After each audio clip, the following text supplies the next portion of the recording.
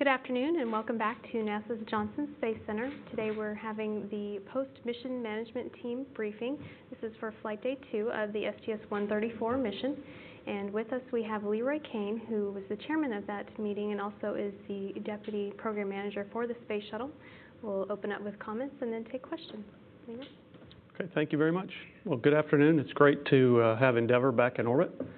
I think most of you probably saw the launch yesterday. It was after a very uneventful and flawless launch countdown. The launch itself and the Endeavour's climb, ascent into orbit was uneventful. It was completely nominal, and the performance of the vehicle, to include all of the elements, the engines, the solid rocket boosters, the orbiter, of course, Endeavour, and the external tank was just outstanding. I want to say a few more words about the external tank. You'll recall this was, excuse me, external tank 122, which has commonly been referred to as the Katrina tank. The performance of the tank, as I said, was outstanding. We had to do some work on that tank after it was damaged in the hurricane, and the credit goes to the entire team that got that tank ready to fly again. Frankly, there were some folks who questioned whether we would ever be able to fly that tank as a flight element in the early stages, and there's just a lot of hard work by a lot of folks. Of course, those that execute the manufacturing and the processing at the Michoud assembly facility just did an outstanding job getting that tank ready to fly. A lot of engineering and integration work done, as well as by the safety teams, and various risk-based assessments were done. And so just a lot of credit goes to all those folks that work so hard on getting ET-122 ready to fly. And as I said, all of the STS elements performed outstanding yesterday. And so Endeavour is on orbit, and the crew and Endeavour are in great shape. We had very little to talk about in the mission management team today. The items of interest that we have are very, very minor in and of themselves, and present no impact to any phase of the mission. So the performance of the crew and the vehicle is outstanding at this point. The crew, of course, when they got on orbit yesterday, did their normal Flight Day 1 activities. Today they got up and did the normal Flight Day 2 activities, to include the inspection of the thermal protection system, the reinforced carbon-carbon wing leading edge. All of that work has been complete, and we're getting all of that data to the ground, and we'll do our normal assessment of all of that data. In the mission management team today, we didn't review any of that because it's not available yet.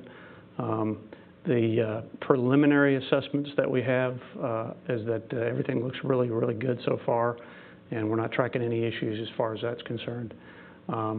We will turn our attention here toward the rendezvous and docking, which will occur starting tonight. The crew gets up, I think, about 10 p.m. local time, and gets into their rendezvous procedures in earnest shortly after that, with the docking around 5:15 local time tomorrow. So we're very much looking forward to getting back to space station. This is an extremely important mission for us. I went down the hall in the control center and talked to the alpha magnetic spectrometer folks. They have their own little shop set up there around the corner from the main mission control center, and they're very excited. They're ready to get AMS safely on board the space station and get it activated. So that's an extremely important milestone for us, not just the agency, or not even just for our nation, frankly. And so a lot of folks around the world are watching intently, and we look very much forward to that activity. So things are going very well on orbit. And just as a programming note, you may know that this morning and today we rolled out, Atlantis rolled out of the orbiter processing facility and rolled over to the vehicle assembly building. And she's in the transfer aisle now in the vehicle assembly building. And we'll start the mate operations for Atlantis to her stack, and in preparation for the next and final mission, STS-135. So we anticipate that we'll roll out to the launch pad on May 31st, if the schedule holds for where we are right now. And of course, that's the day before. It'll be in the evening of that day. That will be the day before our planned end of mission for this mission that we have in orbit. So a lot of activity going on at the launch site. Obviously, a lot of activity going on here and in orbit, and that's the way we like it. So things are going really well, Kylie, and I think that's all I have. Thank you, Leroy. We'll start with questions here at the Johnson Space Center. We can start in the back. Mark. Thank you, Mark Perot for Aviation Week. And I think followed you on the TPS evaluations and just sort of looking at a sense of when the MMT would like to be able to clear or not clear the vehicle so the rest of the mission activities can follow the schedule you laid out. Okay, Mark. The timeline that we kind of have established is somewhere on or about Flight Day 5 is when I would like to know whether or not the team thinks that we need any kind of focused inspection. Starting tomorrow, I think that there's a good chance sometime between tomorrow and about the middle of the day on Thursday we'll have our answer. That assumes that all the data comes down as planned, and our normal evaluation timeline is that we're able to follow our normal timeline. In some cases, the team is able to get through it more quickly, but if not, it's kind of in the Friday time frame that I'd like to be able to make a decision like that. You have a question? Phil Sauce with NASASpaceflight.com. For the Soyuz undocking and possible photo imagery on that, what's the timeline for the MMT in terms of making a final decision on that? Yep, Phil, we're working on that timeline right now. The plan has changed a little bit since launch day in terms of what we would like to do and how that lays out. And so we want the teams to be able to have the time to evaluate that. The normal plan would be for any vehicle undocking from the space station, they would do their normal process through their ISS MMT, and they would schedule it, the undocking go-no-go for a couple of days before that activity. In this case, with undock on Monday, they would normally do that in the Saturday time frame. They might like to move that up a day.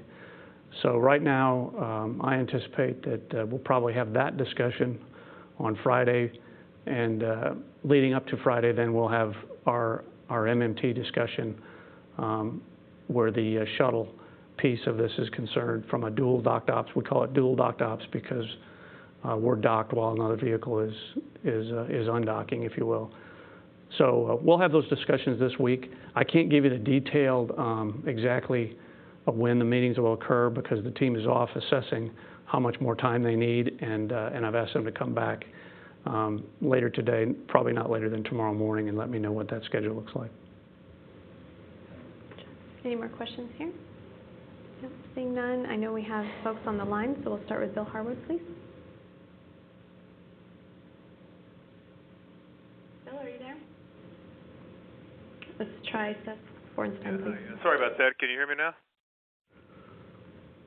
Yes, I'm here. Do you hear me? Copy. Yes. Sorry about that. Can you hear me now?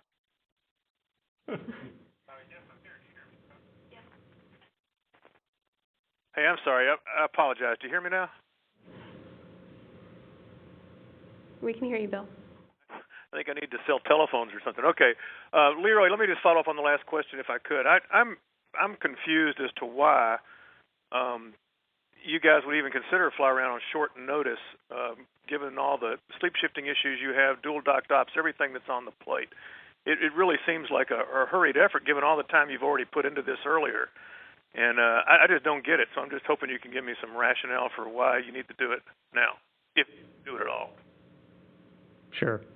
Okay, Bill. Yeah, we have spent a great deal of time on dual docked operations just generically for various different kinds of vehicle activities while the shuttle is present at the space station. We really leveraged off of all that work, which has been going on for a couple of years.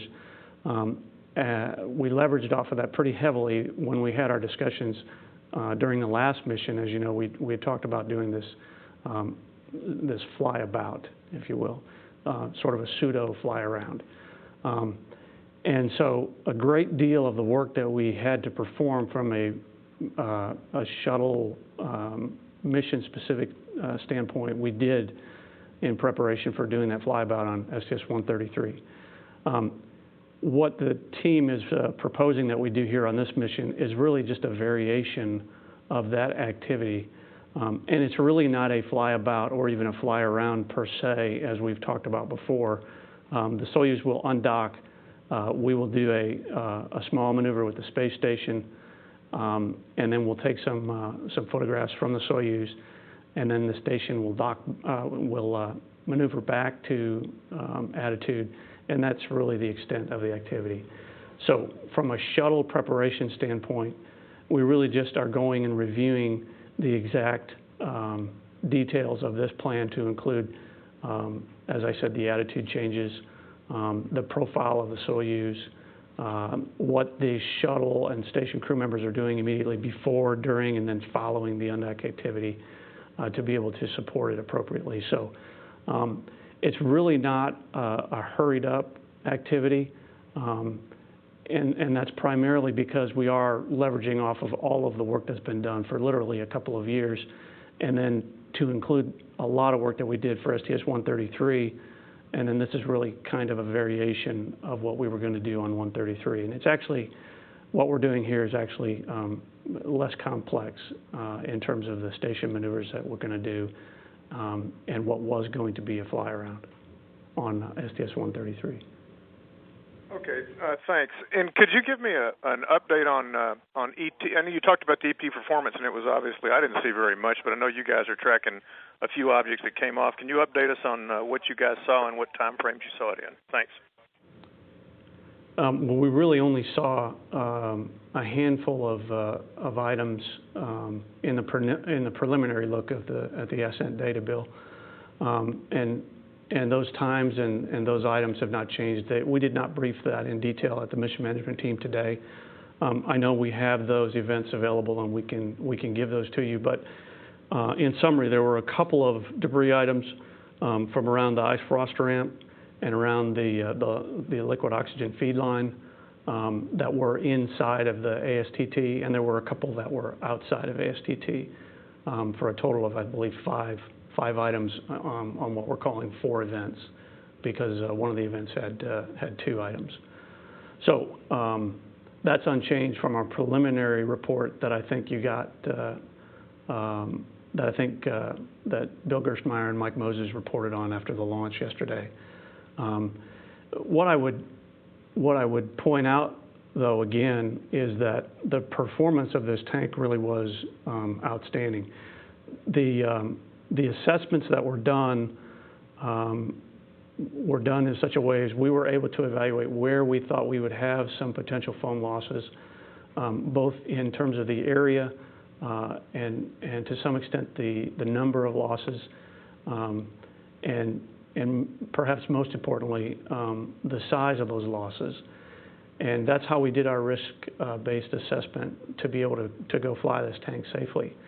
And so what the team assessed in terms of the performance and the expectations for the tank, really we exceeded that by quite a bit.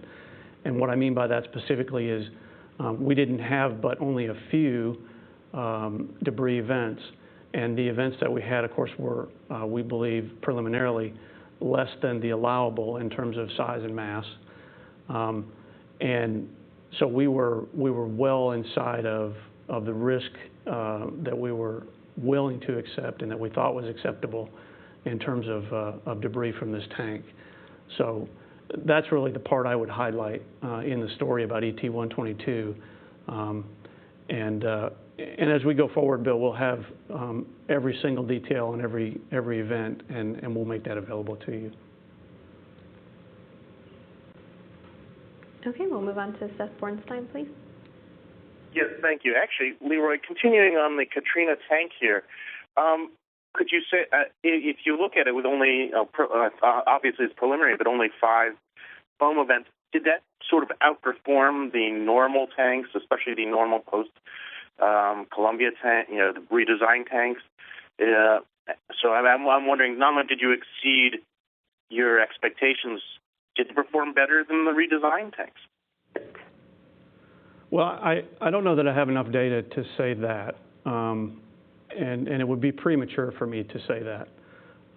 But certainly, it performed better than what most of our expectation was, and our expectation was that it would have very, very good performance, and that it was a perfectly good, safe tank to go fly because of the work that the team did. Not only the touch labor and the actual modifications that we did after the tank was damaged, but all of the work that we did in putting it side by side with our return to flight tanks, and the various modifications that we did, some of which we did on ET-122, but not all, as you know. And so I'm not quite, it would be premature for me to give you that kind of assessment. That would require me to have really all of the data in hand. But overall, it's very easy to say and very easy to see at this point that the performance was outstanding. Just a second question, and last one from me. Any word from the pad, pad damage, and more importantly, what does that mean for 135 schedule? Was there any discussion 135 schedule, launch date, target date? Well, see, the pad, the preliminary assessment of the pad that we got a verbal report on today is that it looks very good. There's no major damage. Preliminarily, we're seeing the kinds of small, very minor items that we typically see, and we'll get a full report on that in a few days. So there doesn't appear to be anything that's out of family or outside of the realm of what we expect for normal, quote, normal pad damage. And as it relates to the schedule, you may know that the pad turnaround is in the critical path, at least initially, for Atlantis's flow.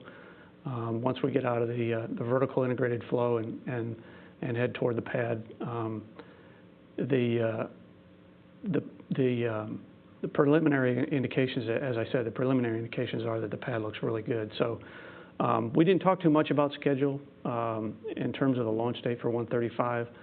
I can tell you that in very broad terms, we're probably looking at somewhere in the area of the first, somewhere between the first and second week of July.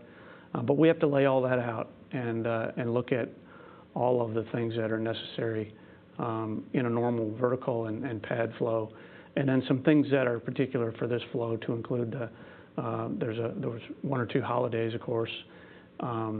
We'd like to understand how many contingency days we have, and then we're going to do the tanking test and the post-tanking test, NDE, and so all of those things we need a little bit more detail on before we can come up with a definitive launch date that we'd like to target as an NET launch date. And I anticipate maybe about this time next week we'll be able to have that discussion, if not sooner. Okay, next is Robert Perlman. Hi, just provide an update on the SRB recovery and when you expect to see the footage from the SRB cam. Thanks. Okay, Robert, the boosters are in tow. We expect them to be in port tonight, is what was reported today. And then and probably at Hangar AF within a day or so of then. So somewhere in the probably 24 to 48 hours from now, we'll have some video that folks can transfer over to us, and we can begin to take a look at it.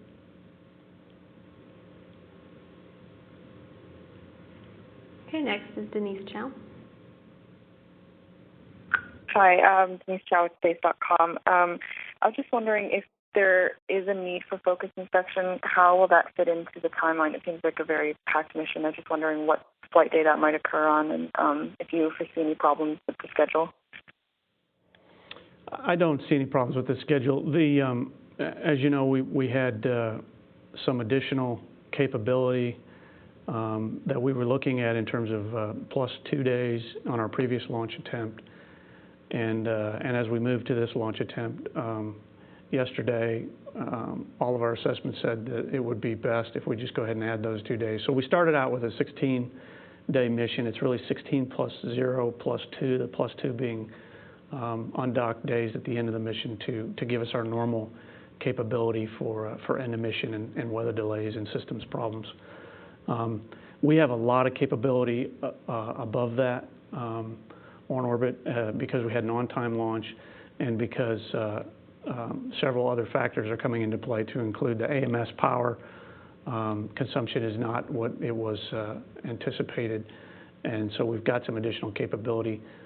Beyond all of that, we have some opportunity in this timeline to be able to move things around. You know, because of the launch delay, because of the 2 additional days that we added, the teams worked very hard to come up with a timeline where they could take individual flight days and kind of plug and play them at various places throughout the mission to be able to optimize the performance of the crew, the shuttle and the station crew, as well as the guys on the ground.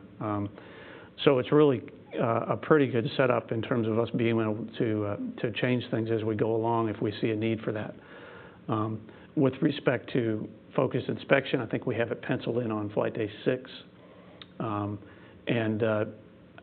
Depending on what the area is and why we think we need a focused inspection and all of the particulars around that, you know, we'll add as much time to that activity as we need because obviously at that point it's a critical or at least a very important and high interest activity for us. So I think this timeline, you know, will accommodate us if it comes to that.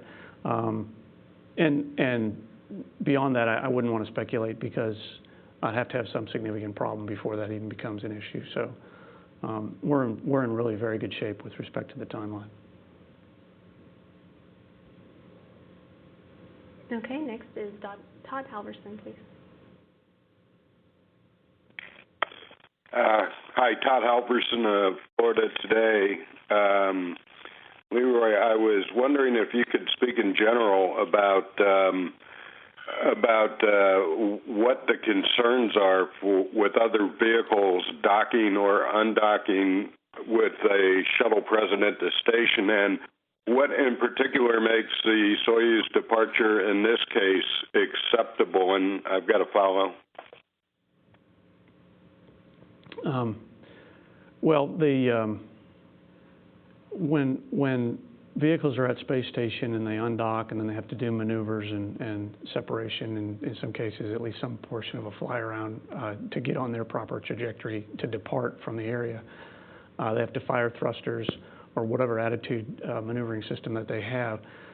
When you do that, then you just want to make sure that the other vehicles, to include the space station frankly, but and the solar arrays and the other vehicles that are docked there are clear of the zones where you might have any plume impingement or anything of that nature. So that's one of the concerns.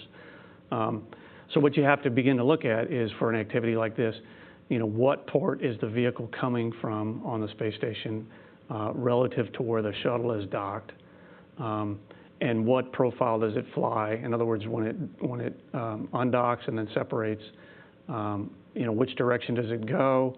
And then you have to analyze plumes. And when we do that, we don't just analyze the nominal trajectory. We analyze an off-nominal with an envelope around that with some uncertainty. And so we do it in a way that's relatively conservative, although that's where our confidence is derived from, is that we can handle the worst case, if you will, if you want to think about it that way. In this case, it's been looked at extensively for a Soyuz undocking from this port with the shuttle docked, and so again, as I mentioned earlier, we've leveraged off a lot of the dual docked ops activities that's been done for the last couple of years.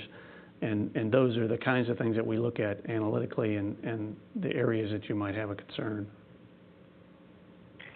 Thanks. And just a couple more from me. I was wondering if clearances between docking ports are of any concern, physical clearances between vehicles at this point.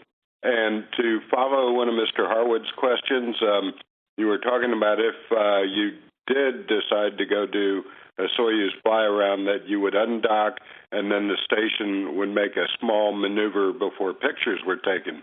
Is that a pose being taken by the space station, or exactly why do you do that little maneuver? Well, let's see. Let me address your first question about vehicle separation. Turns out when you go do these kind of activities, at least from a shuttle centric standpoint, if you have enough capability and enough clearance from a, and we'll just go back to plume impingement for a minute, by the time you have the clearance and the capability you need, or if you want to think of it, the protection for the shuttle, you by definition have enough physical separation of the vehicles, because what you find out is when you begin to envelope and then put some uncertainty on those envelopes for the actual plume environments, you are physically separated a pretty good distance from one vehicle to the next. So the actual, how close to the vehicles get really doesn't become an issue because of what you're doing to protect for the plume impingement. With respect to the maneuver, it's really, as I understand the plan that the folks are working on, it's really a maneuver that will just allow from the Soyuz vantage point, it will allow the crew on the Soyuz to get a little bit better photo in terms of getting a better perspective of the entire space station and the vehicles that are docked to it. So rather than just looking straight up or down one axis or in plane, if you will, it's just to get a little bit better perspective and to get a little bit better photography overall in terms of lighting and all of the considerations in that regard. Thanks. That's all. Okay, thank you. That's all on the line. Did we have any follow-ups here? Go ahead, Mark. Mark Rowe for Mission Week, and I had a follow-up question on the fly-about. I think some of the discussion last week was that you might not be able to get the quote high-quality window view for the photography. That may have all changed, and I just don't know if there's anything you might be able to update with regard to that. In other words, it was sort of like you could get a good shot, but it might not be of the highest quality that maybe you would have from the previous planning. And I just wondered if that's changed, or your goal is the highest quality or a good shot. Well, you're talking about details of the plan that frankly, the team still needs to brief to us. I can tell you that my understanding is, obviously, we want to get a high quality photograph. There wouldn't be much point in going to any efforts on an activity like this if that wasn't our plan. I think that in looking at it in a little bit greater depth and detail, the team was able to figure out a way that we can get the crew members in the Soyuz in the right places at the right time to be able to take high quality photos. And so we're going to have a lot more detail on exactly what we're doing and how it's timelined and who's doing what and which vehicles and on. And we can report that out to you, and I would intend to report that out to you before we get to that point.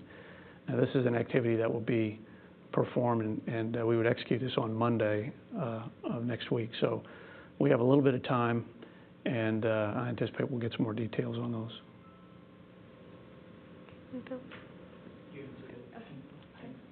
Okay, with that will wrap up our Flight Day 2 coverage and our briefings. We'll send it back to Mission Control here momentarily, and during the crew sleep shift, we'll be playing the video highlights from Flight Day 2 at the top of the hour. And then the shuttle crew is scheduled to awaken at 9:56 p.m. Central Time tonight and start getting ready for docking. And Endeavour's docking to the International Space Station is scheduled for 5:15 a.m. Central Time Wednesday morning. Thank you for joining us.